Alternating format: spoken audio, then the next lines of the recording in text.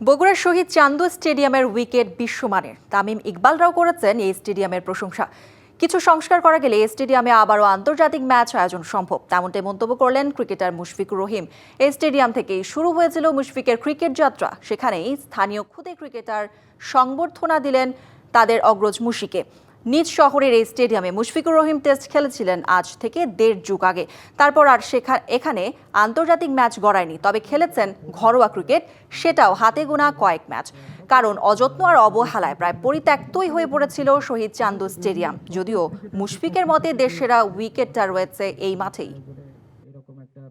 তোমরা 12 মাস ট্রেনিং পাও, 12 মাস যেন ফ্যাসিলিটি আবারও চেষ্টা থাকবে তোমাদের জন্য যেন অবশ্যই বর্তমানে তোমরা 12 মাস পৃষ্ঠপোষকতারও ব্যাপার আছে, তো সেই দিক থেকে আমরা যদি আরেকটু সাপোর্ট পেয়ে যাই ইনশাআল্লাহ আমরা খুব শীঘ্রই শুরু করব। এই বগুড়ার উইকেট আমার কাছে মনে হয় এর আগে নতুন এবং ফিরে আসা গ্রাহকদের জন্য নগদে চলছে ক্যাশব্যাক সহ প্রতিদিন হাজারো উপহার জেতার সুযোগ। হবে আশা আর ফেরা, সারপ্রাইজ সেরা।